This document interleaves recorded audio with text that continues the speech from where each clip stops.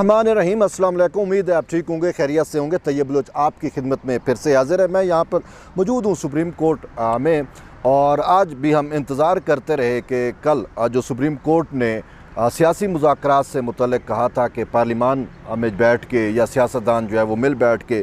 कोई मुश्तरका लाया अमल इख्तियार कर लें, तो उन्होंने चीफ जस्टिस ने समाअत को कंक्लूड करते हुए ये कहा था कि हम अप्रोप्रिएट आर्डर यानी कि मुनासिब हुक्म जारी करेंगे। और रूटीन में मुनासिब हुक्म जो है उसी शाम तक आ जाता रहा, लेकिन सारी रात हम इंतज़ार करते रहे, हुक्म या आर्डर नहीं आया। और आज का दिन भी तकरीबन गुजरने को है, अभी तक आर्डर नहीं आ रहा। तो आर्डर ना आना जो है ये हालात और इन सारी चीज़ों को देखते हुए कुछ शकूक व शुबहात को जो है वो जन्म दे रहा है। शकूक व शुबहात होने ही तो है ना कि जब पूरी की पूरी ये सुप्रीम कोर्ट में बैठे कुछ हम ख्याल जजेस जो हैं वो अपने आइन अपने हलफ के बरखिलाफ़ जाकर अपनी सासू माँ के कहने के ऊपर, या कोई जज ट्रकों के एवज़ जो है वो पूरा का पूरा इंसाफ का जो पलड़ा है, जो तराजू है, वो बिल्कुल झुका देते हैं या झुका रहे हैं सिर्फ़ एक शख्स की सहूलतकारी के लिए, एक शख्स को फैसिलिटेट करने के लिए, वो भी पॉलिटिकल फैसिलिटेशन के लिए। बात यह है, कितने अफसोस से कहना पड़ रहा है, किसी दौर में हमने देखा था कि सुप्रीम कोर्ट जो है वो सियासी अमूर में मुदाखलत नहीं करती थी और कहती थी कि हमारा सियासत से कोई ताल्लुक़ नहीं। लेकिन आजकल हम ये देख रहे हैं कि पूरी की ये सुप्रीम कोर्ट जो है या आला अदलिया जो है वो पॉलिटिकल इंजीनियरिंग का जो है वो टूल है। पाकिस्तान के अंदर हुकूमतें कैसे बनती हैं और कैसे टूटती हैं, उसमें सुप्रीम कोर्ट का अहम किरदार रहा है। और इसी तरीके से जो इमरान खान का गुज़िश्ता जो रजीम चला गया, जो इमरान खान का रजीम था जिसको इक़्तिदार में लाया गया, तो उसकी जो फैसिलिटेशन है वो भी सुप्रीम कोर्ट से हुई थी। जब इमरान खान को सादिक अमीन का स्टैंप जो है वो इसी सुप्रीम कोर्ट से लगा था, और उस टाइम जो उस बेंच का हिस्सा थे उसमें दो जज तो रिटायर हो गए हैं, साकिब निसार और फैसल अरब। लेकिन साकिब निसार रिटायरमेंट के बावजूद अभी तक जो है वो अपनी जो सुप्रीम कोर्ट में बाक़ियात हैं या आला अदलिया में बाक़ियात हैं उनको यूटिलाइज़ करके इमरान खान के लिए जो है वो माहौल साजगार कर रहे हैं, उसको सियासी दवाम देने की कोशिश कर रहे हैं। लेकिन फिर जो उस बेंच में एक और बेंच का हिस्सा थे जस्टिस उमर अता बंदियाल, वो सुप्रीम कोर्ट के इन दिनों चीफ़ जस्टिस हैं। और जब से वो चीफ़ जस्टिस बने हैं उन्होंने अपने तराजू और ये जो पलड़ा होता है, इंसाफ का जो तराजू होता है, इस तराजू का पलड़ा जो है वो सिर्फ़ एक साइड पे ही झुका के रखा। और वो साइड क्या है, वो एक तरफ क्या है, वो है इमरान खान। इमरान खान के ख़िलाफ़ जितने भी केसेस सुप्रीम कोर्ट में आए, करप्शन के थे, BRT का करप्शन का केस था, कासिम सूरी के इंतखाबी मामला था, या जो भी आए उस पर इन्होंने स्टे आर्डर जारी कर दिए। और इस तरीके से जो भी उसके ख़िलाफ़ केसेस खुले उस पर स्टे आर्डर कर दिए गए। और इमरान खान को इसी वजह से इन्होंने जो है वो आप ये कह सकते हैं कि उसकी सियासत जो अभी तक बाकी है थोड़ी बहुत, वो इन्हीं जजेस की वजह से है, यानी कि चीफ़ जस्टिस उमर अता बंदियाल और उसके साथ जो चंद दीगर जजेस हैं। मैं पूरी सुप्रीम कोर्ट को तो नहीं कह सकता, सुप्रीम कोर्ट तो एक कौम का, रियासत का एक इदारा है, और इसमें ऐसे भी जजेस मौजूद हैं जो जो है इंडिपेंडेंट जजेस हैं। लेकिन अफसोस से कहना ये पड़ रहा है कि ख़ुद चीफ़ जस्टिस उमर अता बंदियाल की जो सास है महाजबीन नून, उसका भी ऑडियो जब क्लिप आता है तो उसमें चीफ़ जस्टिस उमर अता बंदियाल से जो जजेस इख्तलाफ कर रहे हैं, जो इंडिपेंडेंट जजेस हैं, उनके बारे में कहा जाता है कि वो गद्दार हैं और उनकी आंखें जो हैं वो बंद हो चुकी हैं, वो हकीकत को भाई नहीं देख रहे। तो इस टाइप की चीज़ें जो हैं वो सुप्रीम कोर्ट में जब होने लगीं, और ये सुप्रीम कोर्ट जो है वो सास कोर्ट जब बन जाए तो फिर वहाँ पे शकूक व शुबहात जो हैं वो जन्म लेते हैं। और यही शकूक व शुबहात अब मज़ीद तक़वियत पकड़ रहे हैं कि गुज़िश्ता रोज़ जब समाअत कंक्लूड हो गई थी, मामला जब मुकम्मल हो गया था, तो फिर अभी तक उसकी जो है वो फ़ैसला क्यों नहीं आ रहा। अब इसमें हम ये भी सुन रहे हैं कि जो तीन जजेस थे, जिसमें chief justice Umar Ata Bandial, justice जाज़ुल Ehsan और एक जज थे जस्टिस मुनीब अख्तर। अब कहा जा रहा है कि उसमें से एक जज जो है वो एग्री नहीं हो रहे, यानी कि जस्टिस मुनीब अख्तर जो है वो एग्री नहीं हो रहे कि हमें जो है वो तरीक़े इंसाफ की हम नवाई मुकम्मल तौर पर खुल के करनी चाहिए, जैसा कि वो कह रहा है कि हम करते भी रहे हैं। अब हमें पीछे नहीं हटना चाहिए, हम इतना आगे चले गए हैं तो पीछे हटना जो है वो मुनासिब नहीं है सहूलतकारी से। तो यूँ कुछ इख्तलाफ की ख़बरें भी हम सुन रहे हैं, तो शायद ये भी वजह बतलाई जा रही है कि इसी वजह से फ़ैसला जो है वो डिले हो रहा है। कि चीफ जस्टिस उमर अता बंदियाल चाहते हैं कि ये जो फ़ैसला जो भी दें वो अक्सरियत से दिया जाए, लेकिन इसके साथ साथ एक और भी क़यास राय जो है वो की जा रही है। वो ये है कि चूँकि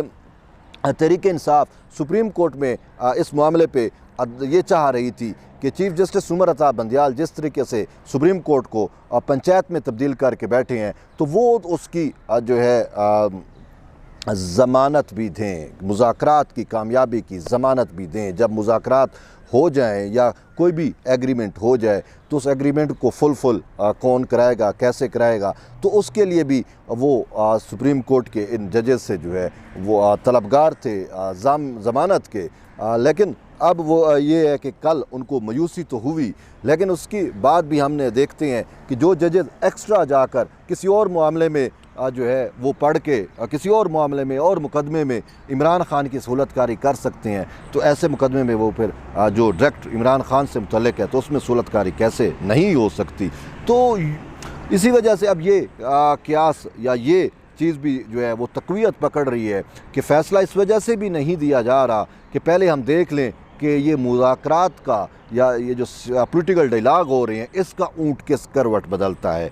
बैठता है। अगर ये इमरान ख़ान के ख़िलाफ़ जाता है तो फिर वो फ़ैसला ऐसी नोयत का फ़ैसला देंगे जिससे इमरान ख़ान को कहीं ना कहीं कुछ ना कुछ बेनिफिट मिले।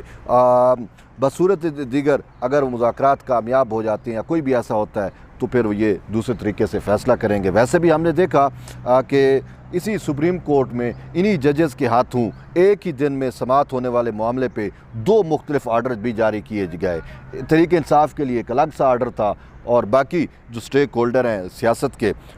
उनके लिए एक अलग आर्डर भी, यानी कि 2 आर्डर मुख्तलिफ आर्डर जारी हुए एक दिन एक ही समाअत पर। तो ऐसी सूरत हाल में अब इन जजेस पे एतबार तो नहीं रहा, क्योंकि जो अपने आइन से जो अपने हलफ से खिलाफ वर्जी कर सकते हैं वो किसी भी नहज पे किसी भी लेवल पे जो है वो फैसिलिटेशन के लिए जा सकते हैं। तो इसी वजह से अब वो जो क़यास रायां हैं वो शिद्दत इख्तियार कर रही हैं। अब जैसा कि अभी हम ख़बर ये भी सुन रहे हैं कि मुज़ाकरात में डेडलॉक जो है वो तकरीबन पैदा हो चुका है, क्योंकि मुज़ाकरात में जो शराइत रखी गई हैं वो तो नाकाबिल कबूल हैं, सब गैर आइनी शराइत है ना। देखिए जो भी चीज़ होती है वो आइन के जो पैरामीटर्स होते हैं, जो आइन की हदूद व क़यूद हैं उसके अंदर ही तो हो सकती हैं। अब तहरीक इंसाफ ने कहा कि जी हम चाहते ये कौमी असम्बली जो है वो मई तक तहलील कर दी जाए। बात ये है कि मई तक कौमी असम्बली क्यों तहलील की जाए भाई? आपने ऑलरेडी असम्बलियाँ अगर तहलील की हैं तो वो आपने ख़ुद अवामी मैंडेट की तौहीन की है, उसका जो कॉन्स्टिट्यूशनल टर्म होता है वो पूरी नहीं करने दिया। तो अब अगर वफाक में ये कॉन्स्टिट्यूशनल टर्म पूरा हो रहा है तो क्यों कर जो आइन के ज़ामिन हैं जो पार्लिमान में बैठे हुए हैं वो क्यों कर इस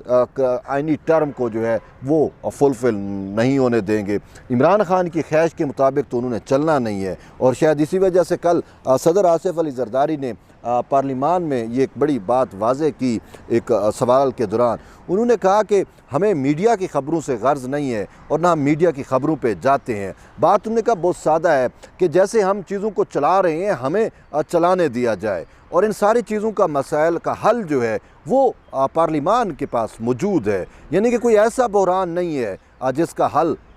हमारे पास ना हो। कॉन्स्टिट्यूशनल अगर क्राइसिस है, अगरचे ये कॉन्स्टिट्यूशनल क्राइसिस सुप्रीम कोर्ट के फ़ैसलों से शुरू होता है, सुप्रीम कोर्ट की फैसिलिटेशन से जो बेजा सियासी मुदाखलत है, जो पॉलिटिकल इंजीनियरिंग की गई उससे ये कॉन्स्टिट्यूशनल क्राइसिस जो है वो शुरू होता है। लेकिन ताम उनका ये कहना था हमारा पास इसका भी हल है, सियासी जो जमूद है इसका भी हमारे पास हल मौजूद है, लेकिन वो हल हम अपने तौर के ऊपर देंगे, अपने तरीके से देंगे। ये नहीं है कि किसी ख्वाहिश के मुताबिक हम तमाम चीज़ों को जो है वो टर्न कर दें और कोई भी ऐसा इक़दाम करें जिसकी आइन में इजाज़त नहीं है, जिसकी पाकिस्तान की जमहूरियत में इजाज़त ना हो,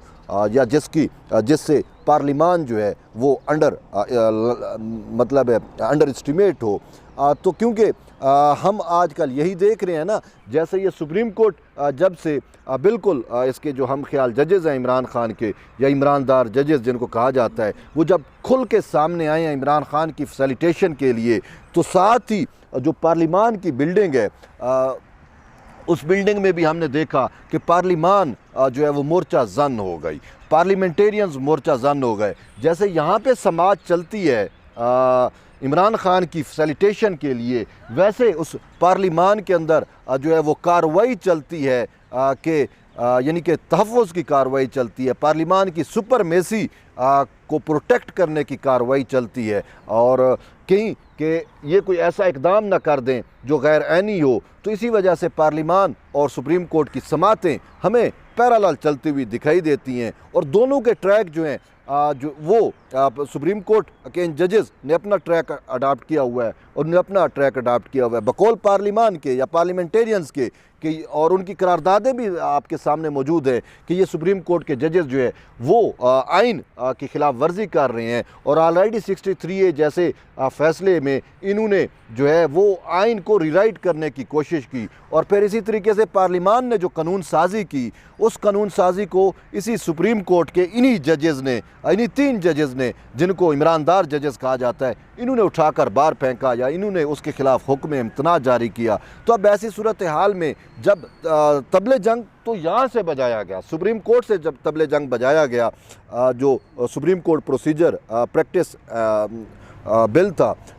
उस पे सुप्रीम कोर्ट जो एक्स्ट्रा चली गई है कि बिल का भी वजूद नहीं था, कानून का वजूद नहीं था, इन्होंने पहले से हुक्म इम्तना जारी जो किया, उससे ये तासुर मिला कि इन्होंने पार्लिमान की सुपरमेसी के ख़िलाफ़ तबले जंग बजाया है। और पार्लिमान को बकौल बिलावल भुट्टो जरदारी के कि पार्लिमान जो है वो तमाम इदारों की माँ है और ये जो है अपनी माँ के ख़िलाफ़ खड़े हो गए हैं। तो अब हम क्या कह सकते हैं, जब सासू माँ का हुक्म हो तो फिर अपनी माँ के ख़िलाफ़ भी हमने देखा कि लोग चले जाते हैं। तो यही कुछ शायद हमें यहाँ पे भी नज़र आ रहा है। तो इसी वजह से पार्लिमान जो है या पार्लिमान के अंदर बैठे हुए पार्लियामेंटेरियन जो हैं वो भी मोर्चा जन हैं अपनी पार्लिमान के अंदर। वजह ये है कि वो आइन और कानून के तहफ़्फ़ुज़ के साथ साथ अपनी पार्लिमान की सुपरमेसी को जो है वो इन जजेस की बेजा सियासी मुदाखलत से, इनकी जुडिशल इंजीनियरिंग से, या आप इसे कह सकते हैं इनकी सियासी इंजीनियरिंग से जो है वो